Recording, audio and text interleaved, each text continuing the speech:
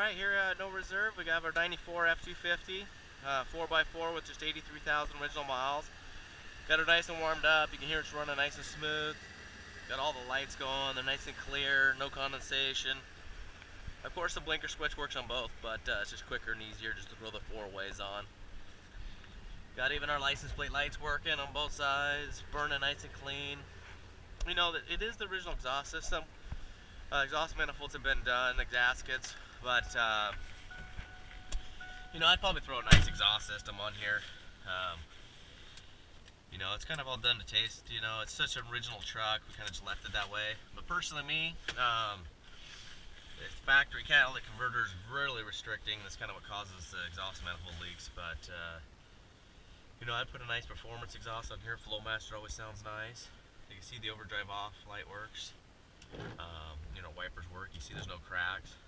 As I mentioned before, I have the rearview mirror and I'll get it on there. I just wanted to let it be able to adhere really good. I didn't want to have any tape sitting up there.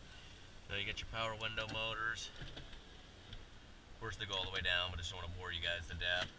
Power locks. Heater works nice. AC blows ice cold. You can hear it's nice and quiet. So we'll go ahead and get going here. Hopefully, if traffic allows, we're gonna get out on the highway. We'll do some back roads driving too, so you can feel the bumps and all that stuff. Tires got lots of tread left, load range ease, so they're good for a heavy load. They roll nice and smooth and quiet. These are real prone here to push in. It looks like somebody glued it in. So you can go through and scrape that out, or just pull the whole bezel off. All it is a screw in here and a screw in here, and then glue it down or re-screw it in. But someone's gonna address, but I forget until every time I get in it, and then I see it's got dual tanks. The rear tank, we have a quarter tank, and the front tank is actually, it's pretty close to empty. But the only reason we do that is because a lot of our vehicles ship out and transporters don't like to have more than a quarter tank, especially if they ship out of the country. I actually had to ship a vehicle to Hawaii, and I actually had to take it to a place, and unfortunately there's a pothole, so it soaks it up nice and quiet. Unfortunately the tank was full, and they made me take it to a shop, and they drained it all the way out. So kind of just since then we'll keep a quarter tank in there, and that's because of weight reasons.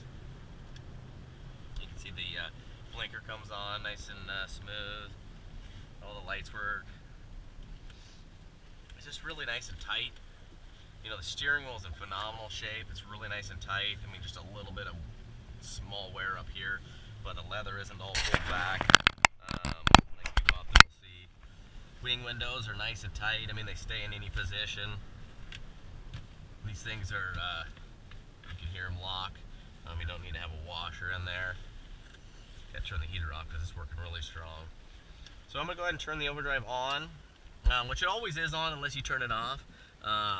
Everybody's different, but I'll just give it quarter throttle, you know, just like you're putting out here. This one's got the factory tack. You know, you do get a little bit of exhaust flutter like I was talking about before, a little bit of exhaust leak, but the exhaust system, you know, I'd replace it. But, you know, it's just a little bit. You get your wind noise, but they had them new. These things aren't aerodynamic by any means. I'll go ahead and turn the overdrive off, and you'll see the RPMs kick up. And I usually just turn the overdrive off for doing city driving, or if I'm doing heavy tow driving on personally on my truck, just to keep the exercise out of the transmission. Because if you're stuck in traffic or you're going through city, you know, you'll go through an intersection and you'll be in overdrive, and then you go back down and back up. So it just keeps that extra wear and tear off. So go ahead and floor it. You can hear that big 460. Lots of power. Shifts really nice. Whether you're just cruising through town, it has this nice, soft, you know, smooth shifts. If you hammer down on it, it has a nice downshift, quick downshift.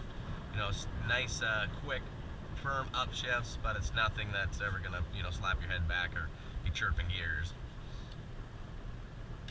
Brakes really nice and smooth. Fresh oil change, but it's just nice and smooth. I mean, it doesn't pull, doesn't make noises. You know, you're not getting any ball joint play or anything like that. So I'm gonna go ahead and turn the overdrive back off. Look at the stereo going. I mean, this thing's bone stock all the way down the stereo. And it sounds good. You know, it doesn't have any static coming through, any ringing noises, and no blown out speakers. So this road we're going to turn it right onto here. It's got some potholes, and you can see the road's not very good.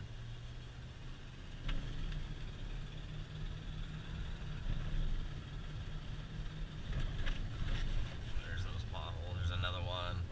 And it's just a really sound drive. It doesn't have any dash rattling, no door panel rattling, no door rattling, no undercarriage rattling. I mean, it's just smooth and straight. You know, it's just got that nice, deep, big block throttle body sound. Got a little patch here, soaks it up nice. I mean, it's just really quiet. You know, the undercarriage and motor isn't like a, you know, spotless, like it's been sitting in a museum. You know, it's been used and maintained and enjoyed, but it's, you know, when you drive it, you feel the tightness of it. You know, all those, it doesn't have those rattles or those high mile feeling. You know, these are some S curves. It's just really nice and tight through these corners.